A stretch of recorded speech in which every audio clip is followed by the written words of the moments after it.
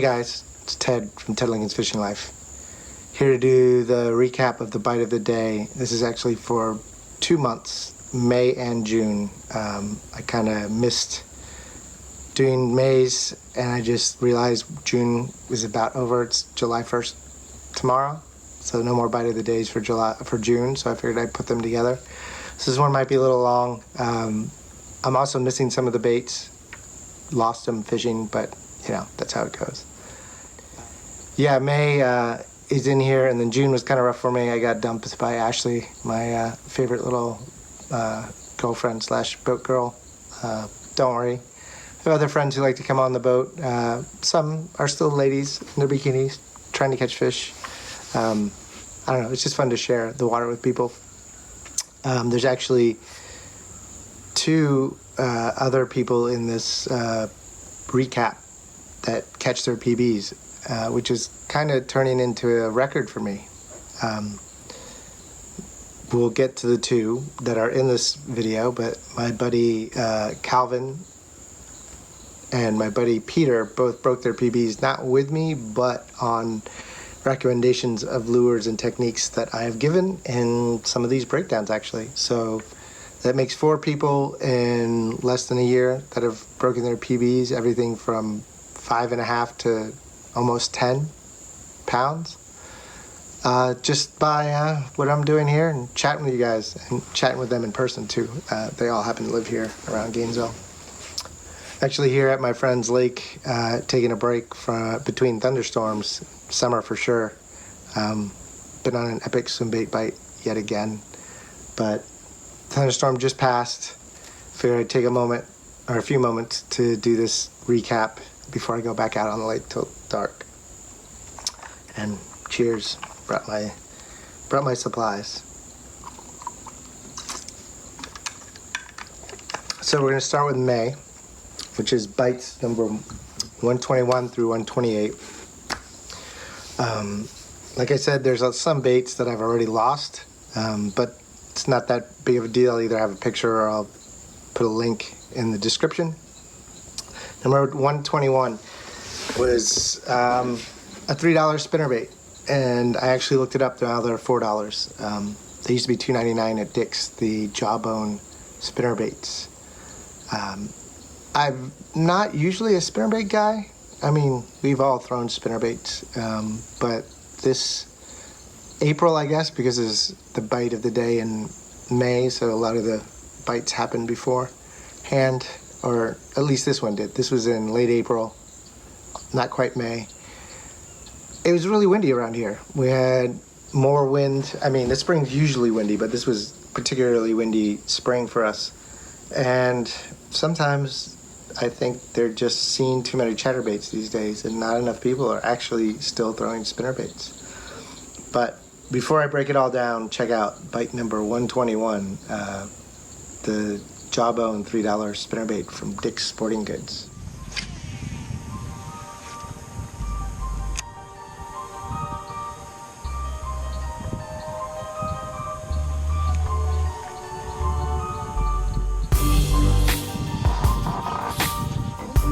That's a good one.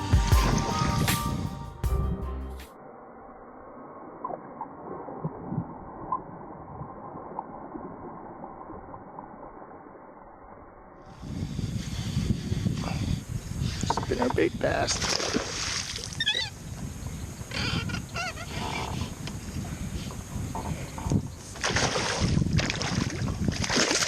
There we go. Come here, buddy.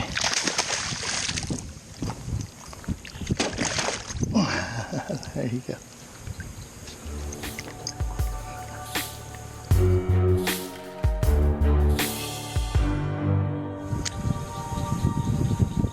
So yeah, that was a 7-pounder on a spinnerbait. That's by far the biggest spinnerbait bass I've caught in a long time. Probably since the 90s, maybe? And even then, it would be, the scales are questionable, so I couldn't really tell you how big those were, but got some big ones in the 90s on spinnerbaits. But yeah, I like dark spinnerbaits. I actually don't have any to show you because I've broken them, literally broken the wire, or broke blades off, or broken them off and lost them. And during this day and age. It's kind of hard to replace tackle, and I haven't had a chance to find replacement spinnerbaits, but that was a black jawbone spinnerbait with a silver Colorado Willow combination. I like the Colorado Willow combination with the small Colorado, the big Willow. I feel like it just kind of gives a good alternative to the double Willow or even the single Colorado. And you can roll it a little slower than the double Willow, and that's what was working this day. I think Jimmy Houston or even Roland Martin would have been proud of this catch, because I did exactly what they told me to do growing up watching their shows. Is you cast a spinnerbait and you reel it in, and then when you come over cover or near cover, you let it drop and flutter. And so that's what I was doing. I was burning that between some pads and grass, and then came over a little bit and just killed it. And as it fluttered, I just saw the line jump and set the hook, and there was that 7-pounder. I do have the rod and reel with a different spinnerbait, which is similar to one we'll be talking about shortly, but I throw my spinnerbaits on my Do Everything medium heavy.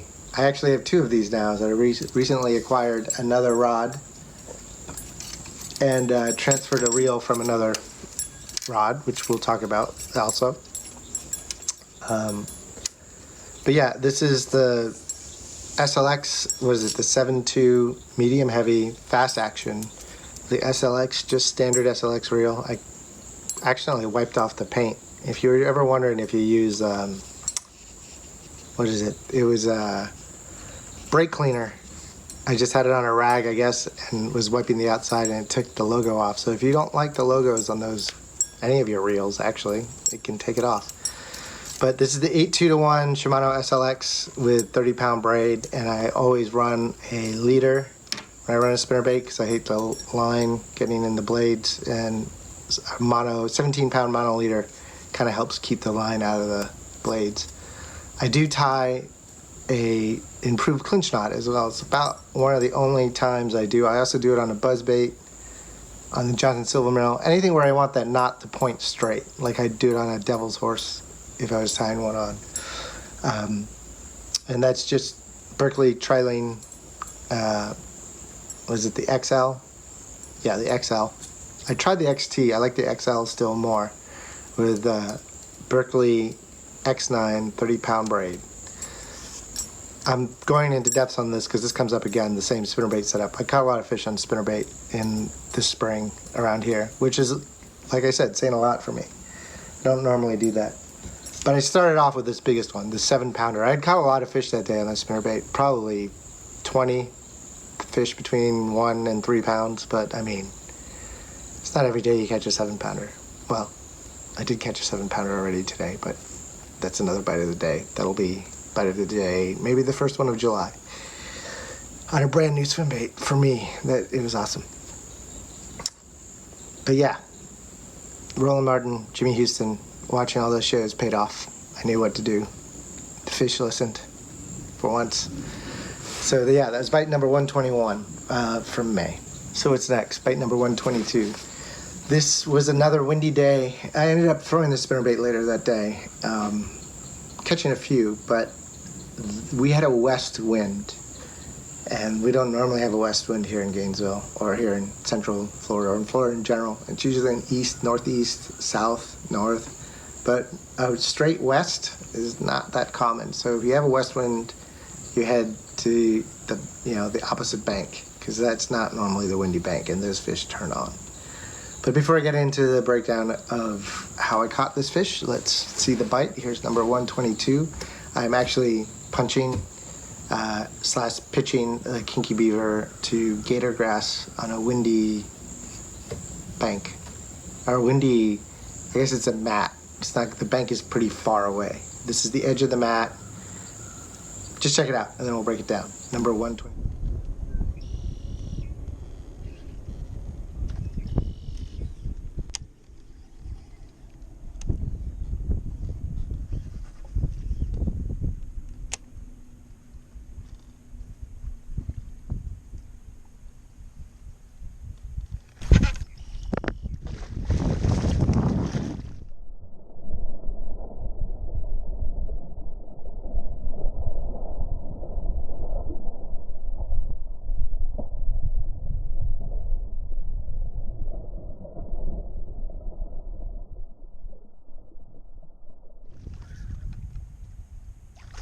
Yes, punching bass.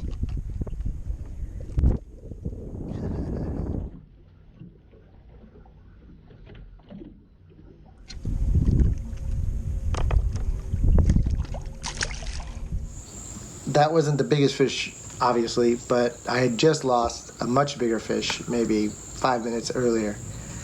And this lake is particularly slow, or known as being slow, but it has giants. So I was just happy to get that big bite. I ended up actually catching a really big fish at the end of the day, after all my batteries died and my GoPro was dead and it was dark anyway, and I was going back to the ramp. And I just stopped and took 2 casts. Well, I took 2, but on the first cast I got an 8-pounder on the vole, water vole, which we'll get to soon. I'll insert a picture of that bass. I at least got a video of me holding it up. But that was like one of the few fish I caught that day, the first one being this one, punching gator grass. And I was punching the Kinky Beaver, which you've seen me punch a lot, actually out of them because everyone's out of them. I'm actually going to glue some of mine back together so I can use them. That was in the blue green pumpkin swirl, which is kind of like Okeechobee craw, but more blended. I really like that in the really tannic water, even more than my other favorite color, which is tramp stamp, which I actually like in the more clear water we have in Florida. Something about Florida and black and blue, they still eat it even in clear water. But that green pumpkin blue swirl is perfect for the kind of cloudy or tannic water. And I was pitching that on my pitching rig, punching pitching rig, which is right here. I actually have everything but the bait is the same, and I'm trying out a punching skirt. I haven't really decided if I liked it or I like it. It's my first time really messing with it. But it's my Corrado 7.7 heavy, extra fast braid punching rod by Shimano with Shimano SLX MGL 70 with 65-pound straight X9 Berkley braid. And this is actually the weight and hook I had, or size, and not the exact one, but so 1 1/4 ounce weight, tungsten weight, to 4/0 EWG Berkley Fusion hook. And I've said it before, I'm not a straight shank guy. People love them. I mean, not everybody does. I'm not alone. I know Miles from Sweetwater, Miles Burkhart, who's MLF / Sweetwater TV guy. Actually, the way we met was talking about hooks. He and I both like the EWG for punching. So does Matt Allen from Tactical Bassin. So it's not that there's anything wrong with a straight shank and a snell knot. I just think it happens to work better depending on how you set your own hook. It doesn't work for me for some reason.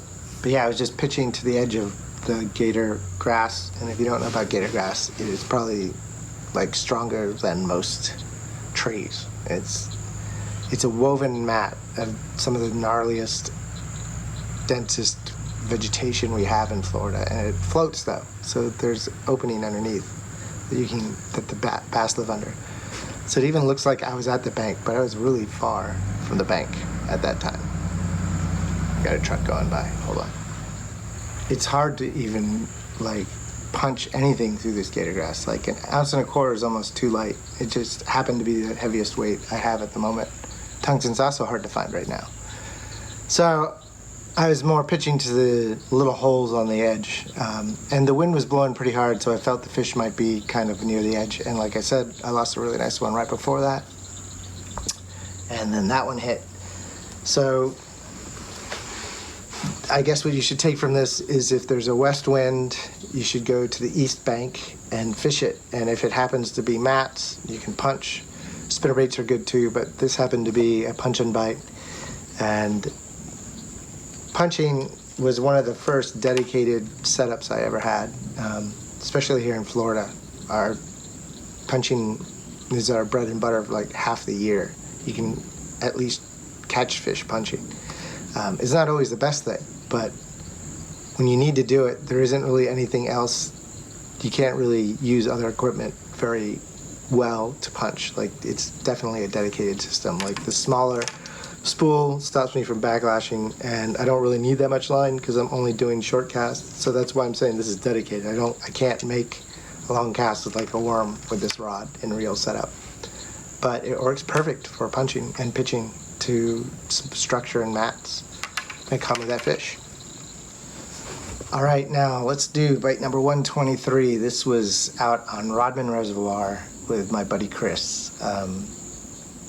Went out pretty much at dawn. It was a little late for shad spawn, but we heard it was happening, so we were looking for that. He was kicking my butt. He was using this special Rapala countdown minnow that they don't make anymore. I guess he's hoarding them all. He went on eBay and bought a bunch more, I guess. But I was throwing a regular jerkbait, and I still hadn't caught a fish at this point. But before, we break it all down, check it out. Here's bite number 123. This is a Lucky Craft, a square bill bite on Rodman.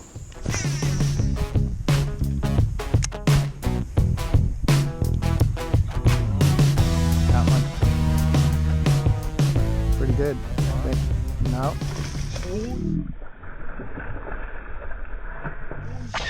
Pretty good one. Move your rod. I'll say Ted Lincoln special. You don't want a net? No, not yet. Let me see her first. Look. Oh yeah, get the net.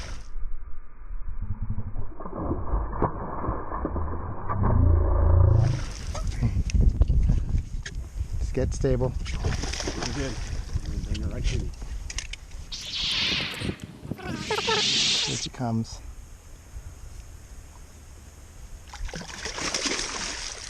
Square bill.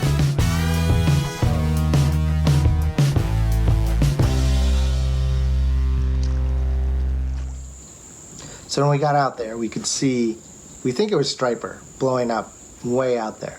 And if you've ever been to Rodman, it's one of those reservoirs with a huge stump field. So we weren't in a position to get to where they were easily. We'd have to go all the way around. We can't really go across. And we were kind of fishing this bank. And like I said, Chris was kicking my butt with his countdown. I was throwing a jerkbait. I had gotten a couple bites, but I hadn't got anything in the boat.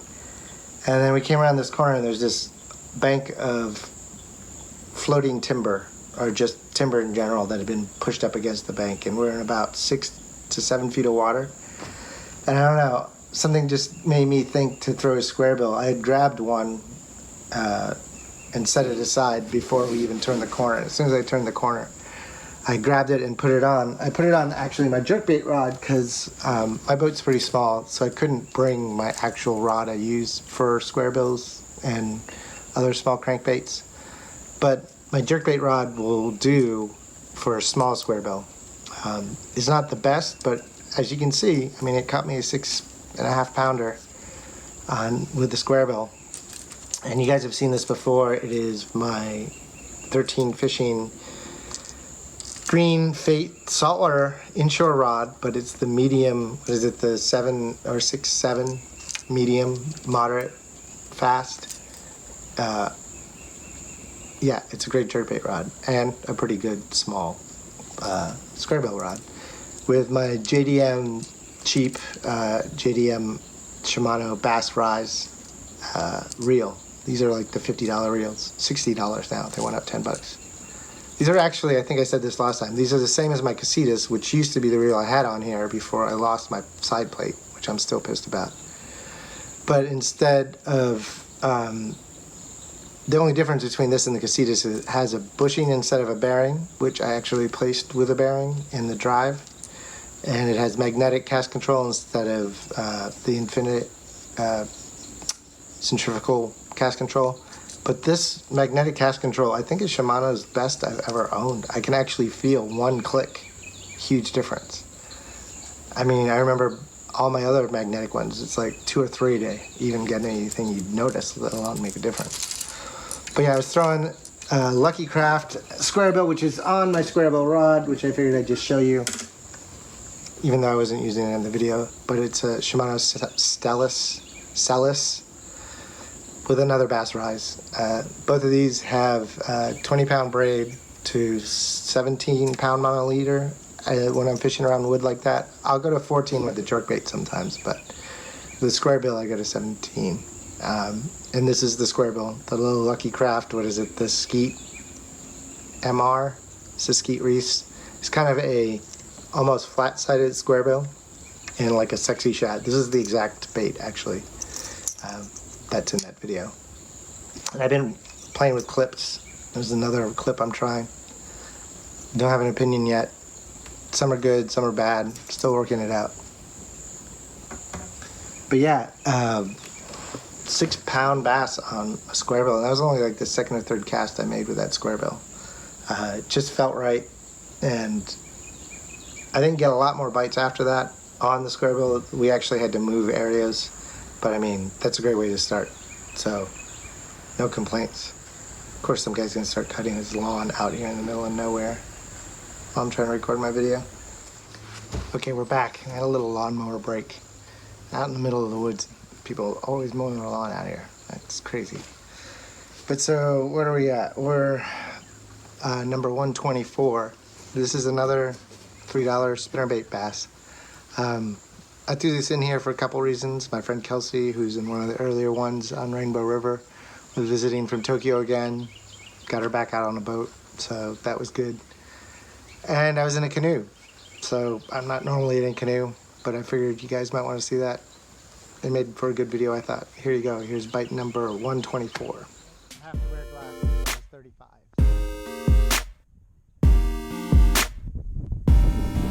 Right here. That's a good one. I got a big one. Oh, did he come off? No. Oh, he did come off. I think so. Oh no, he's still there. He just broke off the weeds.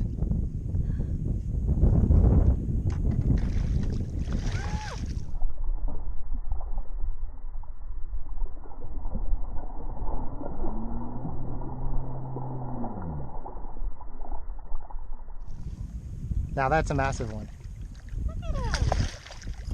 Looks like a 6-pounder. Well, maybe 5.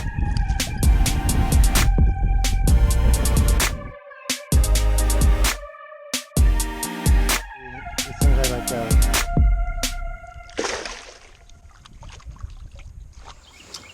So yeah, that's the same black jawbone $3, now $4 spinnerbait from Dick's Sporting Goods, which my Dick's doesn't have any, and I think they were all back ordered on the internet too.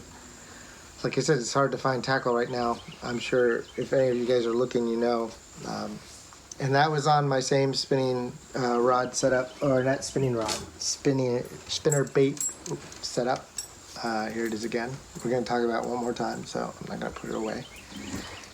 That was in a canoe, and we anchored, and we're casting with the wind down a line of, like through kind of a channel where boats go through that cut through lily pads.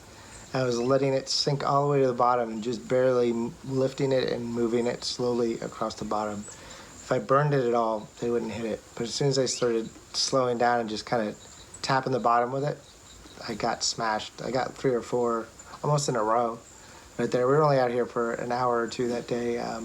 She was in and out of town. She had to go visit her family on the Panhandle before flying back to Japan. Thanks for coming to visit again, Kelsey. Always great to have you. All right, so bite number 125 from May, bite of the day from May.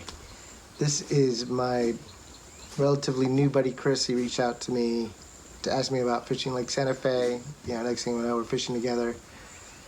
And unbeknownst to me, his PB, I knew it was around 5 something, but it had been set for almost 10 years.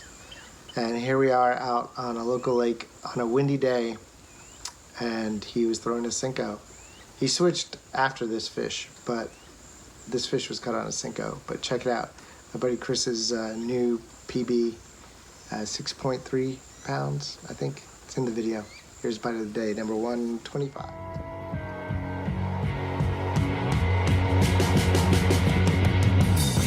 There you go, you had to go backwards.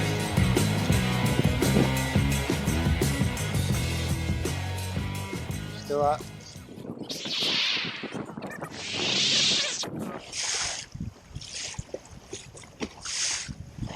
He's still on there. He's a big one.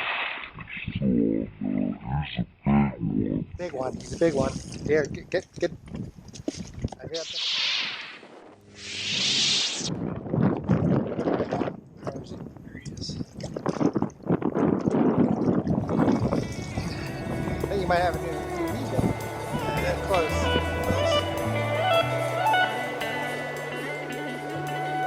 Awesome. Right. Of course, I'm going to make a cast with a big bait, see if she's got a sister. So yeah, bite number 125. Chris breaks his PB on a Florida rig Cinco. I don't have one here right now, but I have a whole video on the Florida rig Cinco. And he was actually using a Yum Dinger, 6-inch Yum Dinger, instead of the 6-inch Sticko I like. It's probably my second favorite. I still think the Sticko lasts a little longer, has a little better fall. He's also throwing that on spinning gear. He comes from the saltwater world, mostly trying to get him to use more bait casting stuff. He has them, but he doesn't always use them. He'll get there. But that was awesome. He texted his dad right there from the boat. Been standing for 10 years, his PB, so to break it was awesome.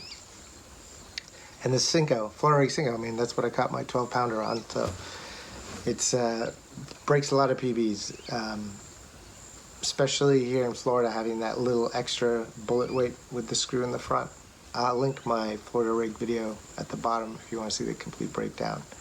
I'm not sure what rod and reel he used. I just know it was spinning gear, medium heavy, something like that.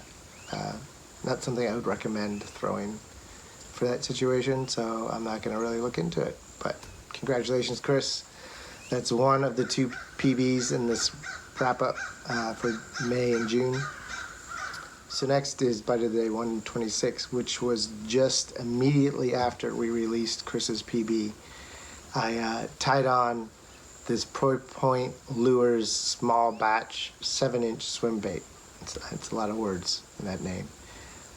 With a VMC EWG underspin hook because it was super windy and I wanted something heavier to fall through the grass. I'd been throwing my smaller underspin setup with the MC Swimbait baby bass, and I'd caught, 4 or 5 pounder already myself. But we literally stick the nose of the boat out, and the next cast I take after retying, after we released Chris's PB, you'll see what happens. Here's bite number 126. Of course, I'm going to make a cast with a big bait, see if she's got a sister. Oh, yes, she does. Oh, my God. Right there. On that big bait, too. Oh, man. It's a good fish. Not as good as yours, but almost.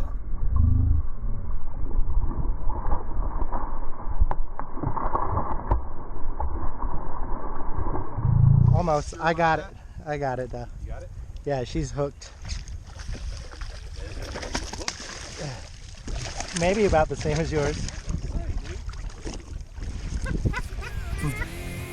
Seems.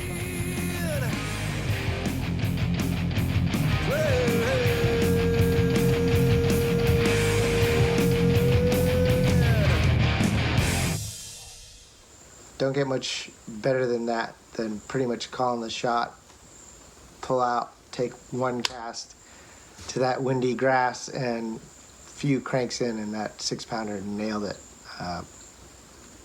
And there's something to be said about bass of similar sizes hanging out. And I've definitely caught small bass and big bass next to each other, but we ended up catching another 4 fish in that general area, all between 4 to 6 pounds. So that whole area was kind of full of that size bass, and they were obviously targeting bait in the windy grass. And if you were much smaller, if you were a small bass, it probably wasn't safe to be in those waters. I mean, you saw how he nailed that 7-inch swim bait. Let me grab my swim bait rod. So here we're gonna talk about the rod and reel I used in that video, except I broke both my Swimbait rods last weekend, or the weekend before last, whatever, recently. Kind of sucked. I had 2 dedicated Swimbait rods.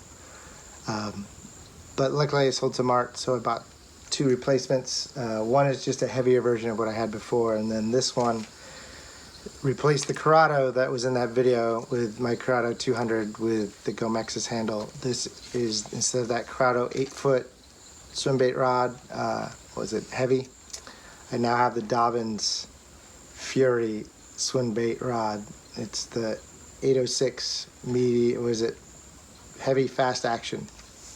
I mean, if you watch YouTube videos about swimbaiting, you've heard about this rod.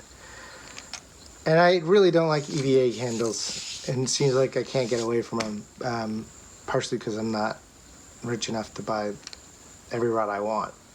This was the rod I could afford in the price point that was in stock, which is incredible. And I mean, it's got great reviews. I've caught some fish on it today, even. It's a great rod. I still haven't decided if I like the Corrado more or less. I think they're a lot different. I wish I still had the Corrado and this. That would be ideal, but we can't always have all of that.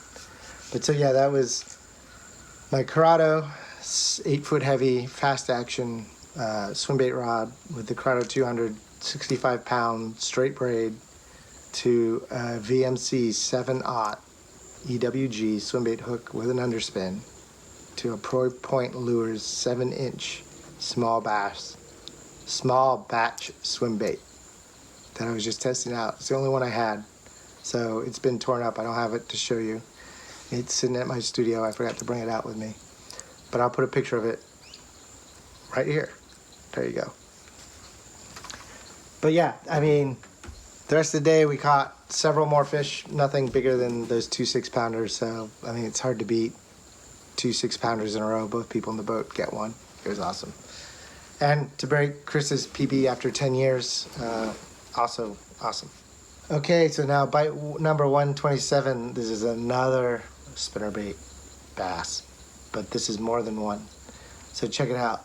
Before I break it down, here's bite number 127, the Z-Man Sling Blades, which is now my favorite basic spinnerbait that you can get. I do like the $3 cheap ones, but you can't even get them. But check it out. Here's bite number 127.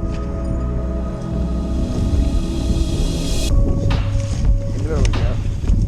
There's a good fish.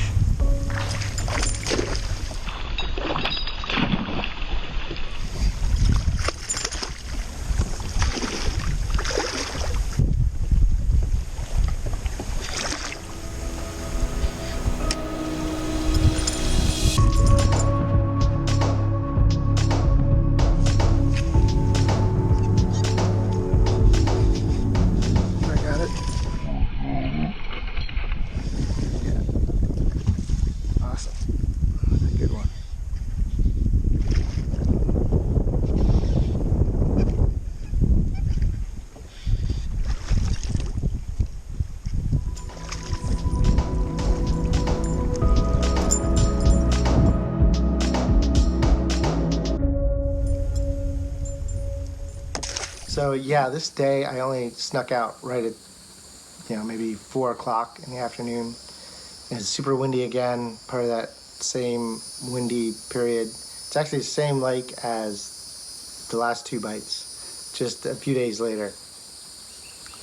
And I just decided to pick up the spinnerbait again right away, and I hit this one section, and it was just boom, boom, boom.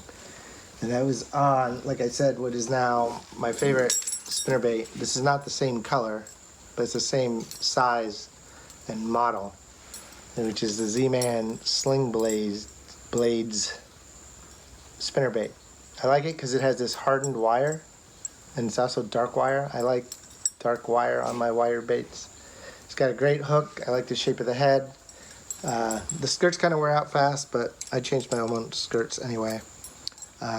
That was in the bluegill color with the 2 gold blades, but it was also the double blade, the Colorado Willow combo. And like I was saying, I throw that other bait in the same combo, the Willow Colorado, but the Z-Man those blades have a lot more cup to them, and you can feel it pulling against you. So it'll burn. You can burn it, but if you want to slow roll it, it's really thumping back there. I have a double willow leaf one that I threw around before I broke it off, and it was similar. It had more drag than most of the other willow leaf spinnerbaits in their price point. But only like $7. I hear like the Mega Bass one is great, and all these other ones are great, but I'm not going to spend more than $10 on a spinnerbait because I break them off. I throw them like you would throw a frog, like a lot of the time. And there's actually, that day I was getting a lot of bites where I would have thrown a frog, but I wasn't getting a bite on a frog when I threw back there. But if I threw the spinnerbait back there and the blades clanked on the surface, they would hit it. I didn't end up getting any of those in the boat, but I was throwing, and I ended up breaking 2 spinnerbaits that week, throwing into the grass, just breaking them, like the wire would just break. Not any of the Z-Man ones. I did lose a blade on one, but I think that split ring just failed, but that happens. Same setup, my medium heavy 7'2" SLX combo, 8-2-1, 30-pound braid to 17-pound leader. I actually moved up to a 20-pound for a little while, but not on this day. That Kissimmee grass is hell on mono, or it's hell on line in general. It's kind of abrasive. And they were in the grass. They weren't on the edge. They were deep in it that week, or for like 2 weeks. They're not there anymore. I went there the other day, couldn't find them at all. Got one bite all day. It was horrible. But that wasn't this day. This day I got 3 in a row of several fish I caught that day after that too, all on the Z-Man Sling blades with a Z, obviously Z-Man, my favorite spinnerbait. Oh, and one thing I forget to mention, I mentioned it maybe before, but I use these Slayer Swimbaits as trailers. This one's about to fall off, but they're for redfish in saltwater. They're a saltwater swimbait, and the reason I started using them is there was a really cool color I like. It's like a black and red, and I like to throw darker spinnerbaits. Can't find it right now, they're out of stock, but I also noticed that they don't fall apart as often or as quickly. They just stay on the bait better.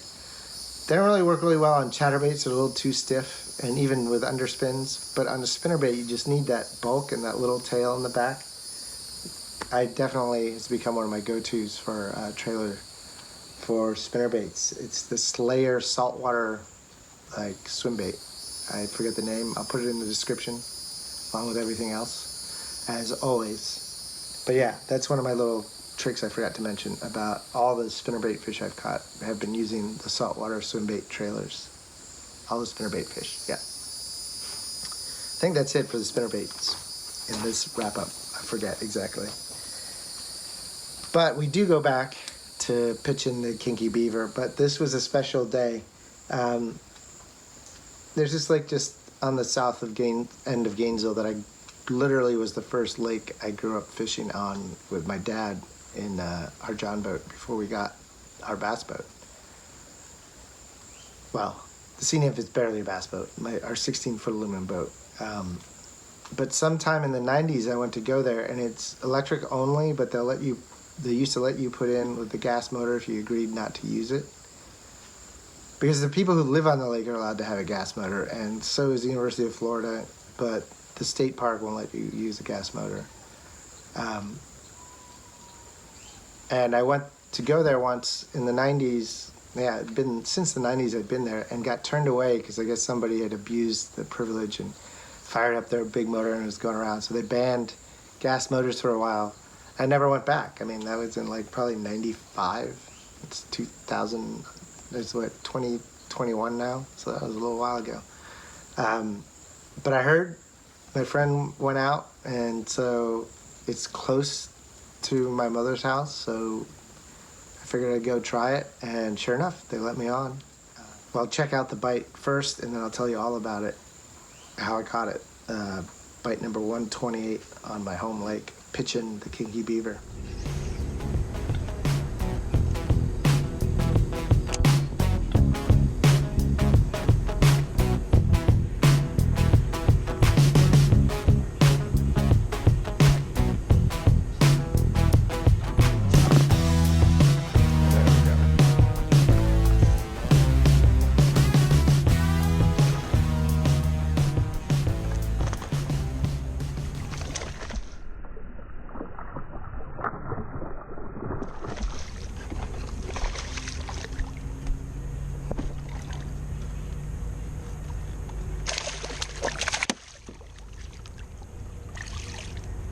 Yeah,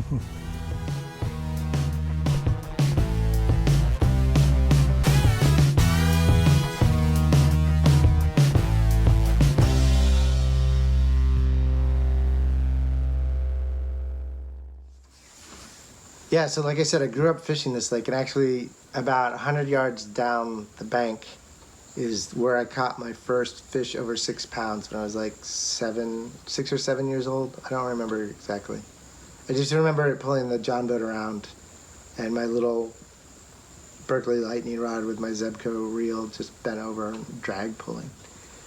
And actually, if you go back and watch some of Mikey Balls' really old videos, he got his start making videos on the same lake and catches a fish pretty much on the same clump of grass that I caught my first big bass on. It's pretty cool. But the lake has changed a lot in the 20 some odd years since I last was there. A lot of the lily pads are gone, and there's hydrilla now. And the hydrilla was key. I had to find the little clumps of hydrilla off the main clumps of hydrilla, but near the Kissimmee grass. And then I would just pitch to it and drag my Kinky Beaver, even with a 1 ounce weight. But the water there is not only, it's just super, I guess, muddy or algae. It's just really not clear. It's got low visibility. So I was pitching the Kinky Beaver in tramp stamp in the black and green pumpkin with blue flake. On my punching rod, which I already showed you the Corrado setup right here. 65-pound braid with the 1 ounce weight that day. And it didn't matter that it was a 1 ounce weight.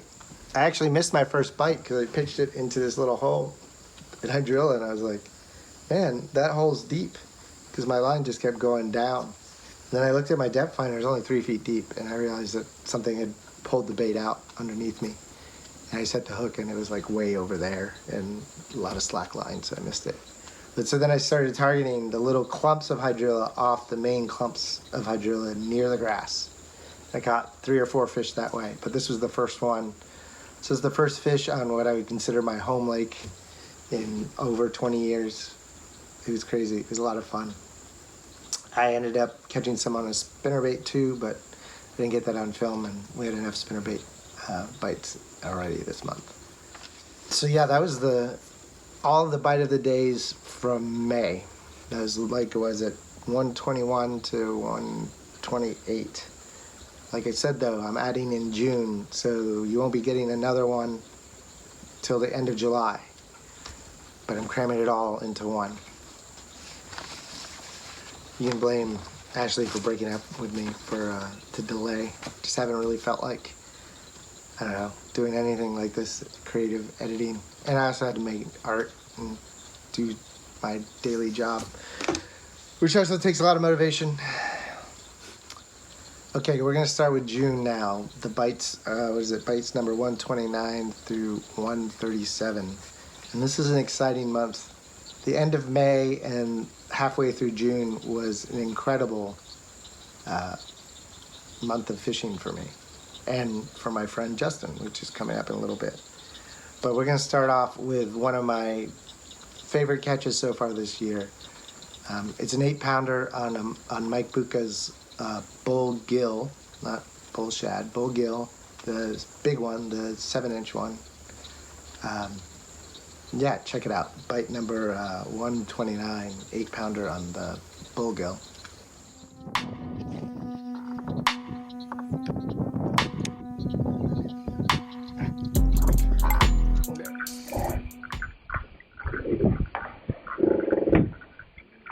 There we go.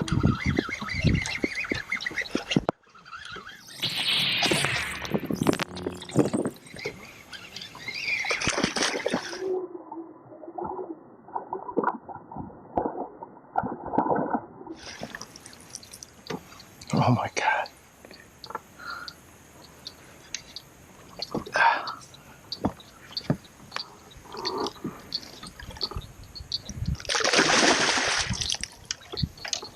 Yes, yes, yes. Kink.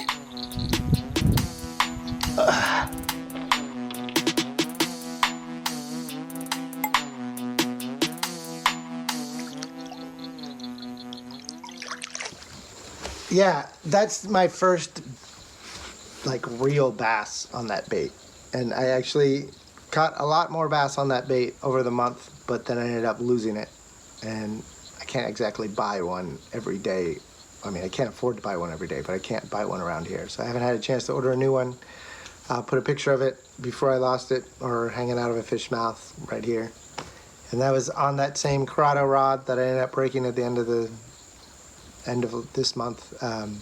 So I don't have it, but the Dobbins has replaced it. And I also bought one of these gantrels to replace the Bluegill till I can get a new one. And I've already caught some big ones on it today.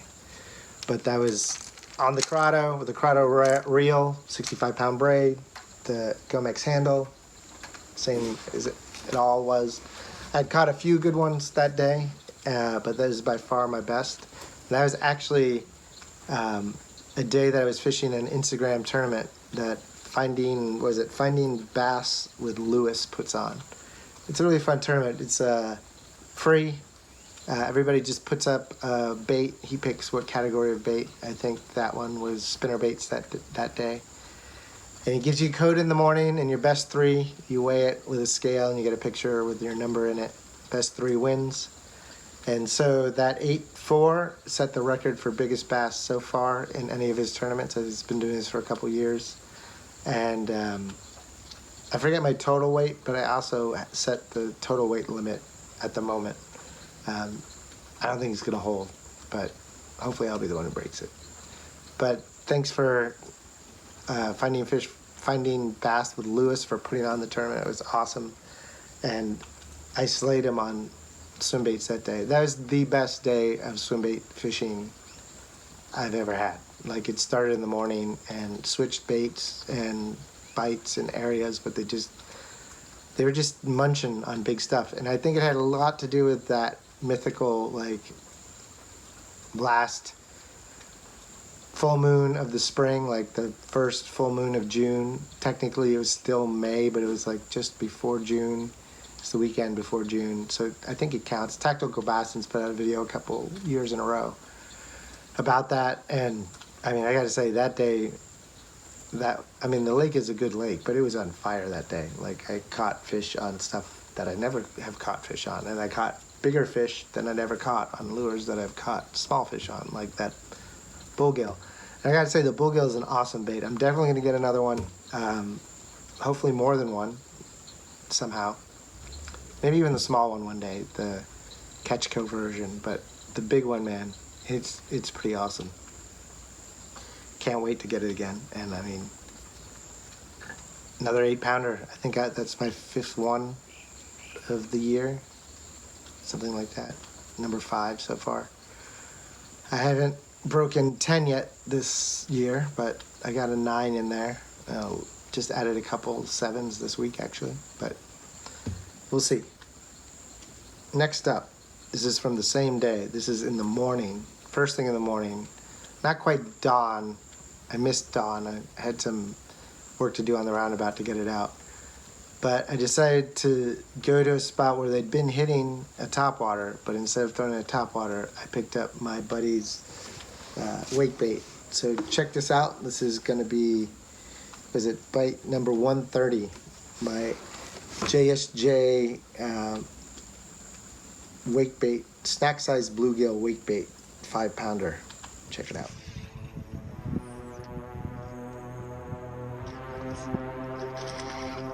There we go. Oh, come on.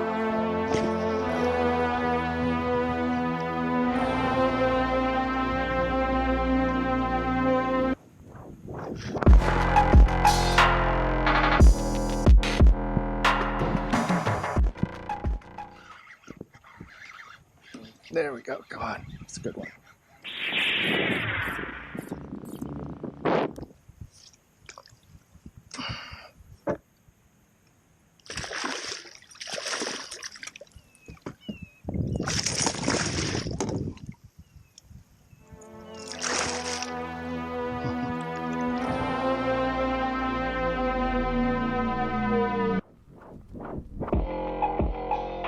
So yeah, as you can see, I mean, that first bite was maybe my second cast I ever made over that area that day with this.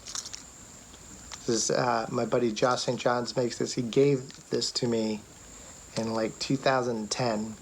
Before I knew anything about the Swimbait world. I did an art show in San Francisco, and he's based out of the Bay Area. And he was taking off. The bait company had just started to take off. We had worked together at First Kick Scooters, like a Vespa shop, right when I first graduated art school. And he found out I liked to fish, and he took me fishing. He's in my California Excellent Adventure videos. And I've mentioned him in a couple other videos because I've used his stuff before. But this is the first big Swimbait I ever got. I had it on my shelf for probably, 8 years before I tried to fish it. I just didn't know anything about the big baits yet. I didn't have any rods to throw it on. My boat wasn't back together, so I hadn't started really bass fishing again. I was mostly fishing with whoever would take me. So there's a lot of saltwater fishing. But bass fishing was my love, and I'm back at it. Throwing that on the same Corrado rod that isn't here anymore. Same setup with the 65 brown braid and the Corrado reel. And this thing, you just kind of swim it. You can pause it and then swim it. I guess he hasn't made a floating one in a while. And I've kind of messed with the weight by what hooks I put on. So sometimes it'll float a little higher. Sometimes it'll just be below the surface. That day it was just below the surface. I had some really stout hooks on it that just kind of barely below the surface. I actually had to save it from the same lake. I broke it off, but this lake is clear, and I broke it off near like a very distinct landmark. So I went back like pre-dawn the next day with a flashlight so you could look into the water, and I was able to save it because it was just sinking a little bit and it just sank to the bottom. I found it with my net. I got a picture of that too. But yeah, this thing is awesome. I caught a lot of fish with it since then even. I might even try it again tonight once the sun goes down. Josh St. John's, JSJ Baits, awesome guy, awesome baits, good friend of mine. Can't wait to go fishing with him here. He's supposed to come. Josh, you need to get your butt over here to Florida. He probably would have been here if it weren't for the whole lockdown thing, obviously. Everything got mixed up because of that. So with bite number 131, I could have made June all about swim baits.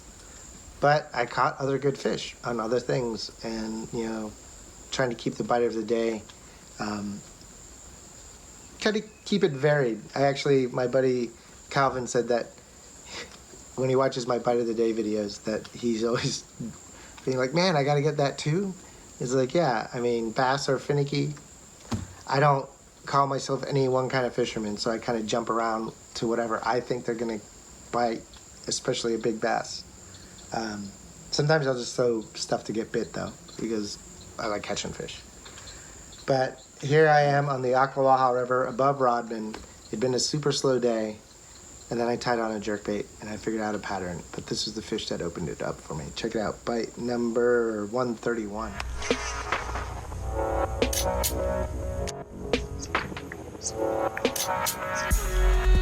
There we go. Finally got one. Jerkbait.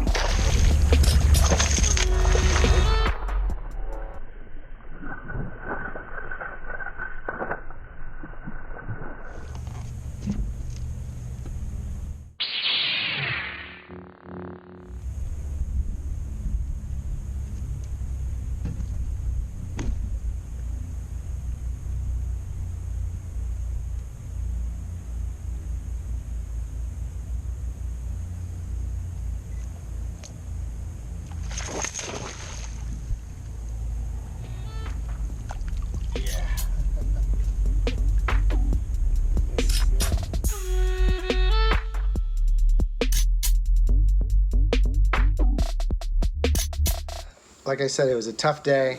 I hadn't really caught anything. I think I caught one dink until that point. And actually, right after I caught that bass, I caught a really big gar at that same point.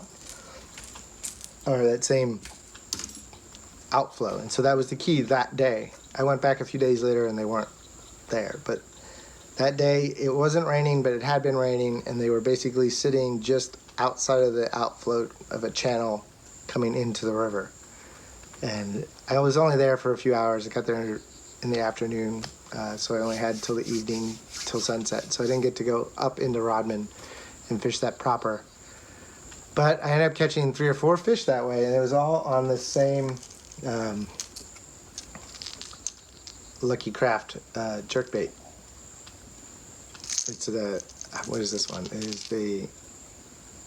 It's a different one. It's not one that I normally get. It's the Pointer Suspend SP. It's just a little different than the normal pointer. Found this at Ollie's for $5, $6. In this really awesome shad color. I only got one left. I bought, I think, 3 of them when I saw them. That was on my jerkbait rod, which I showed you during the square bill video. 13 fishing, green, inshore, medium, 6'7", bass rise, 7.2 to 1, 20 pound. X9 braid to 14 pound mono leader in that case, because I was throwing the jerkbait. Even though there's wood and stuff, it wasn't as dense where I was, so I hadn't decided to put the 17 on. I ended up breaking off another different larger jerkbait later, and I think I switched, but I didn't catch any more fish after that anyway. But yeah, like I said, I don't stick to one technique. As you can see, I frog, topwater, jerkbait, swimbait. I mean, I enjoy punching, I enjoy frog fishing immensely. Swimbaiting is like a whole new realm, and that's a lot of fun. But if they're not biting that, I'm gonna fish something else. And you know, I'll throw a Ned rig. I mean, if you've seen my Ned rig video, I've caught so many good fish on a Ned rig. I'll throw a worm. This is Florida. Big worms, big fish. It's fine with me.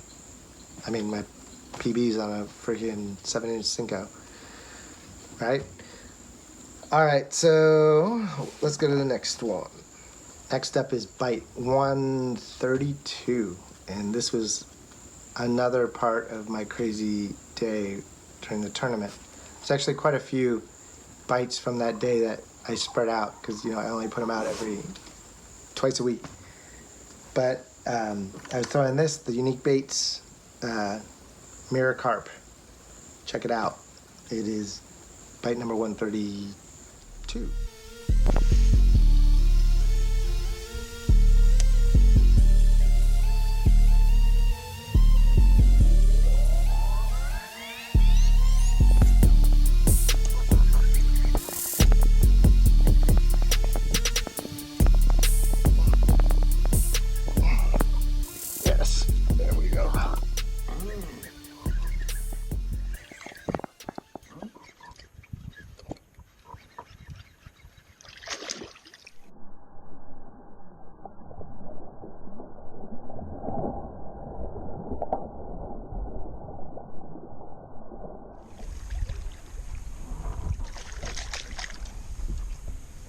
You're not any bigger than you ripped up.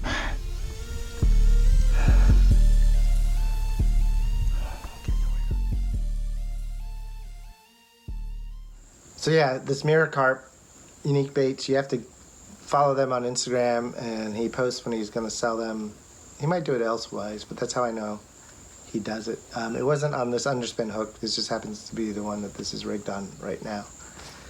And I was throwing that on my heavier Swimbait setup, which I also broke the rod that same day as I broke the Crado, but I replaced it with the same rod but heavier. So that rod in that video is the 8-foot, the 13 fishing D5 black Swimbait rod, 8-foot heavy.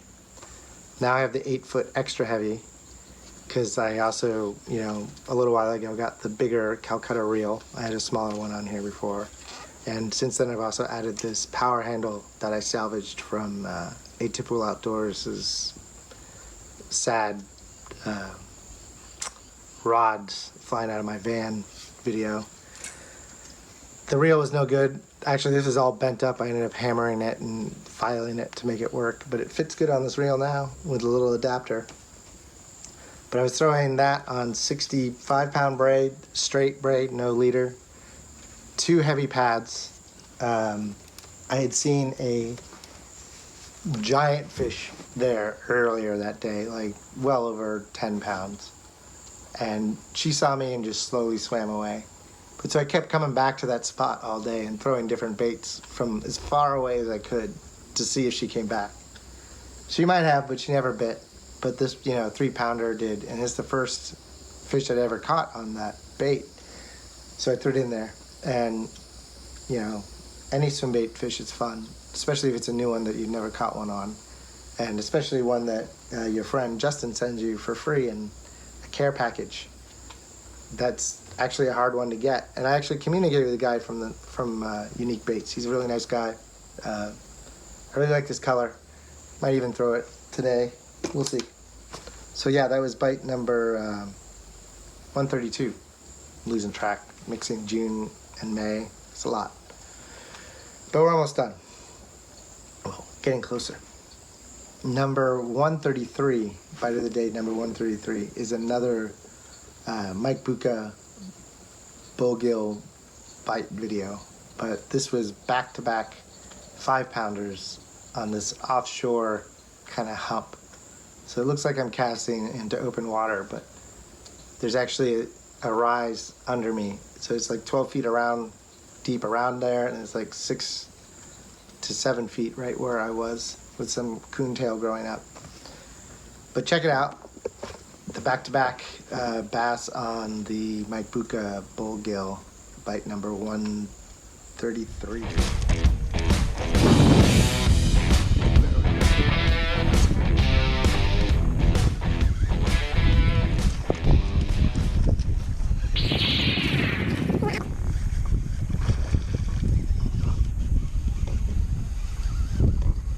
No 8-pounder, but definitely 5 at least.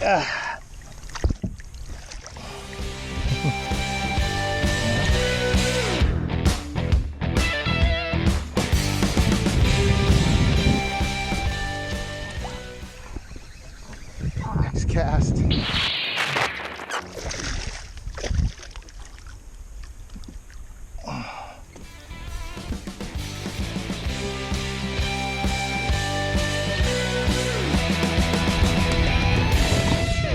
The last bite video from the tournament day that I did, that Instagram tournament that Finding Bass with Lewis put on, and this kind of like clinched it. Like I had already had the 8, and I had like 1 5 and a 4, and it's best of 3. So catching 2 more 5s, I just pretty much had it after that, and it was so much fun. Back to back, throw it out there.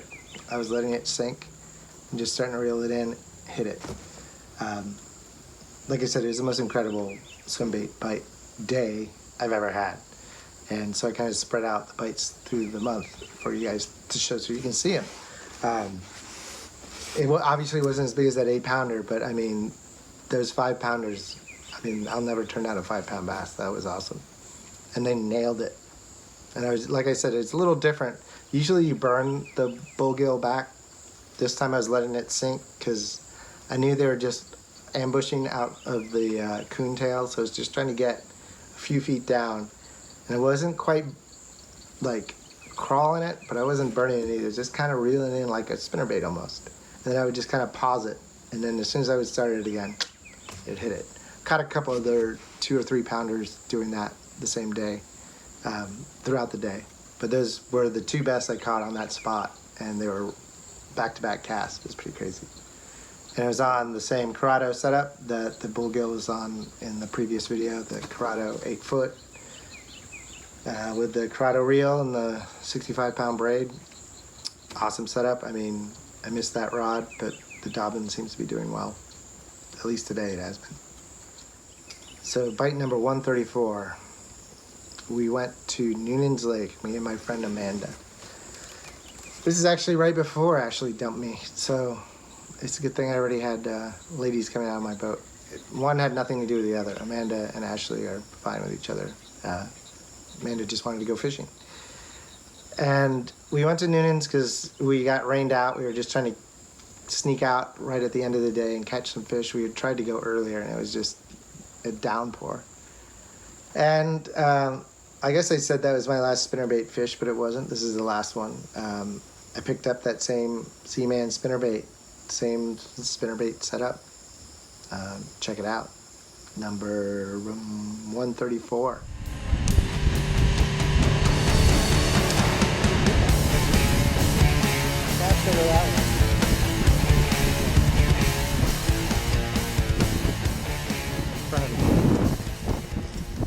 Woo! Hello.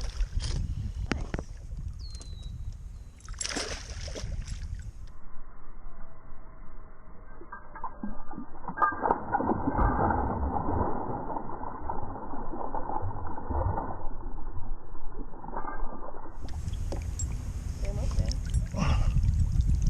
There you go. Oh, and it fell out. Perfect. John, take it.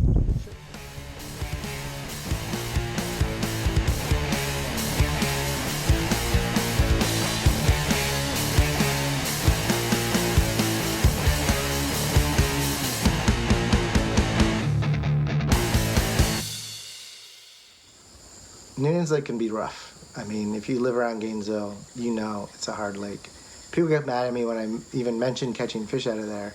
But as I told one guy, I was like, it fishes so hard that I could tell you, like, go fishing in its lake and you're not going to go back. It's the other lake I grew up fishing, though.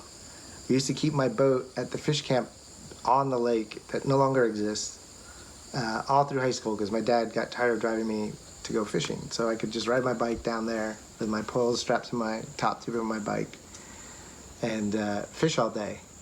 I used to skip school and do it sometimes, actually. But the lake has changed. It dried up. They killed all the hydrilla. It's been one of the most mismanaged lakes in the whole Gainesville area.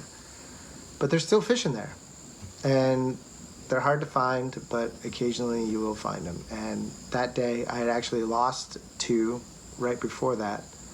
So that was a pretty action-packed few minutes for Noonan's to get 3 bites within 30 minutes.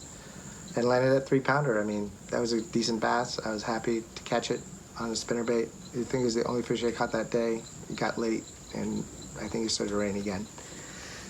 It was also the first time in a while that Amanda got to come out on the boat. She came out on the boat once before, out on Rodman, another slow day. Hopefully soon we'll have a catch of the day, or a bite of the day, with Amanda's fish. It's coming. We just got to get her back on the boat some more. And who doesn't like having girls in bikinis in your boat, right? So, like I said, I almost made June all about the Swimbaits. And with the exception of the spinnerbait and the jerkbait, it almost was. But I did mix it up even within Swimbaits.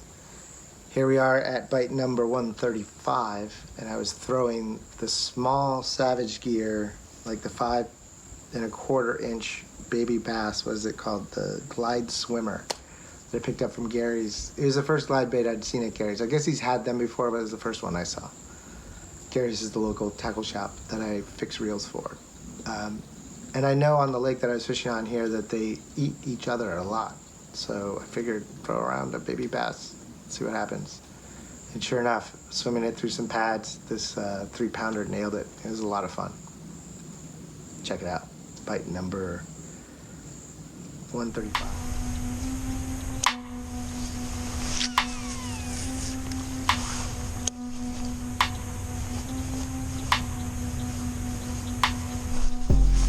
There we go. That's a good fish.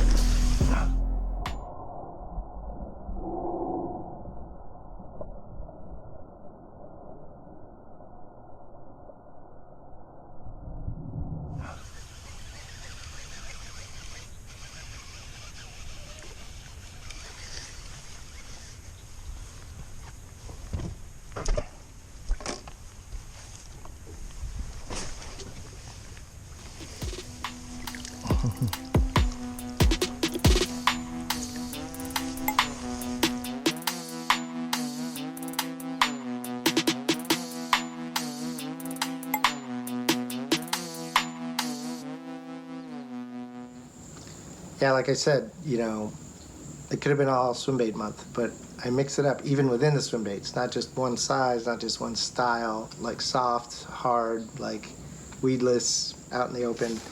That one was the Savage Gear, which I didn't bring with me, but I have that rod and reel here. with the G-Rats version. It's about a little longer, the 6-inch one. But I was throwing that on this, which is my heavy, or my big cranking rod, with my Calcutta 100 with 50-pound braid, 7.9 crankbait rod by 13 Fishing, the Fate Black with a Gomax's handle. I mentioned this last time. I love this setup. I've had this reel for like 20 some odd years. Actually, I bought this reel to go fishing with Josh when I was living in California because I didn't have any fishing gear out there. So I bought this in 2001. Yeah, so it's 20 years old. And I've had it on probably 5 or 6 different rods, but I never knew how well it could cast till I put it on this 7.9 crankbait rod with this line. I mean, it's like a whole different reel now. It's crazy how well this casts. And this has become my setup for Magnum square bills, my bigger deep diving crankbaits, which I don't have that many of, my smaller glides, and my smaller wakes, like not small, but smaller wake baits. Anything with treble hooks. My bigger whopper, or everything over 110 whopper plopper too, I throw on here. And it works great. It's an affordable rod. It's like a $60, $70 rod. And like I said, a $20 or 20-year-old reel. And 50-pound braid to 17-pound mono leader. Yeah, I don't do fluorocarbon, guys. And I'm braid to leader with everything, but braid to mono leader with everything. Like I said, I don't have a lot of deep diving stuff. If I probably went to lakes with more specific, or if I targeted them on the few lakes that I could, I would probably have at least one set up with fluorocarbon to get down there. But I don't fish that way. I should try, and I might. Maybe you'll see it someday here on the Bite of the Day. So just keep watching. Like I said, I like to mix things up. I want to fish what they're eating, so if that's what they're eating, I'll figure out how to do it and show you guys. Okay, so here we are at bite number 136. This is my buddy Justin. Justin is the one who sent me swim baits, like the Yunique Baits one, and a few others in one of my unboxing videos from earlier in the year. He's also in my Northern California fishing videos. But he's a buddy that grew up here in Gainesville, and he was like one of those mountain biking fishing buddies. We've known each other since the 90s. And I actually took him fishing in 1993, I think, on his birthday, out to Rainbow River, and I got him. He caught his PB at the time, which was 7-something pounds. We had a spring scale, so 7 pounds is as close as we could call it. That was his PB for a long time. So he just moved from California back to Florida, and we actually got to fish together for a weekend. First time here in Florida in over 20, almost 30 years. Over 25 years at least. And he brought a bunch of his California stuff, including the Rago Crankin' Rat. And he breaks his PB again. Why don't you watch it, and I'll tell you more about it.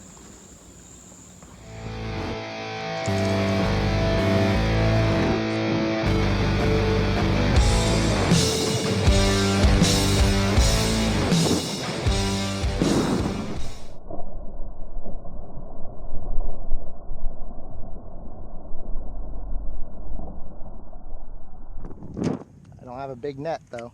I do have a net. Yeah, that's a big one. Not full, but big. Yes! That was your first shot.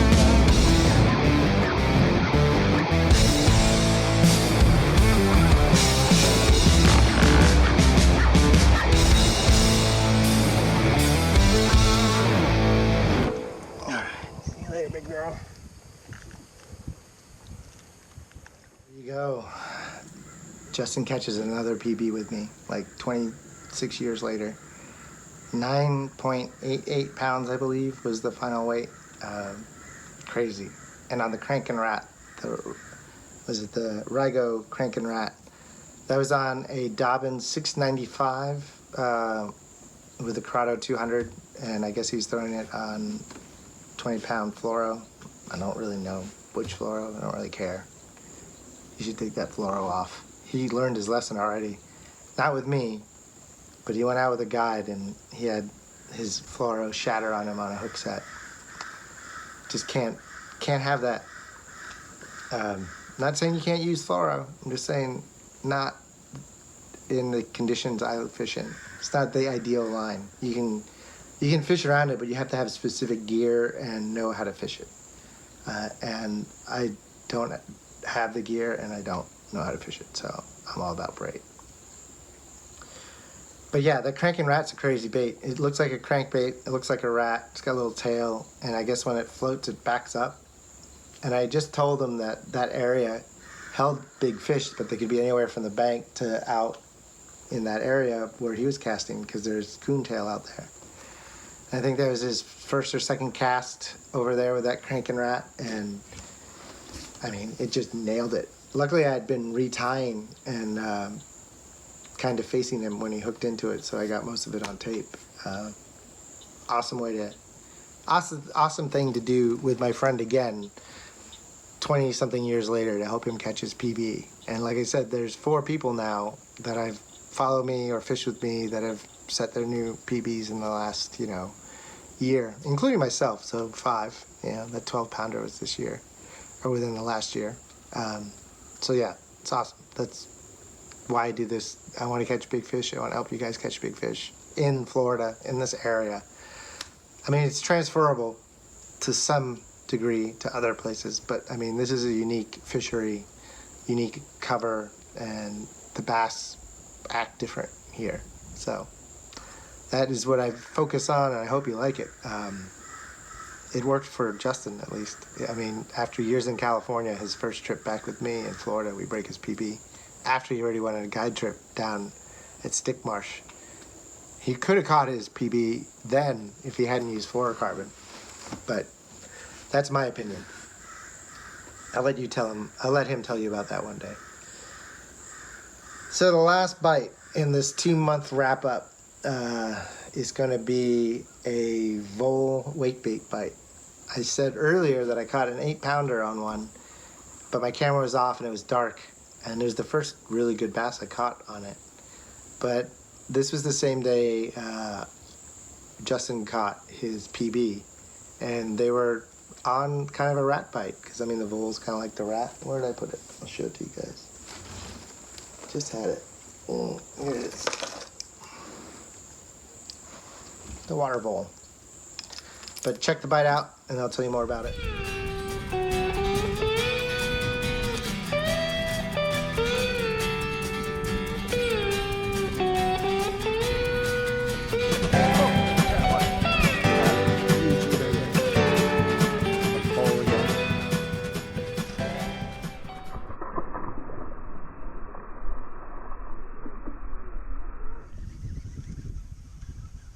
And on a rat too.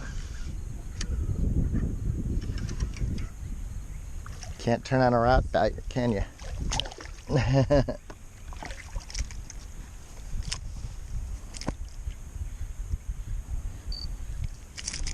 might be the first one I got on tape.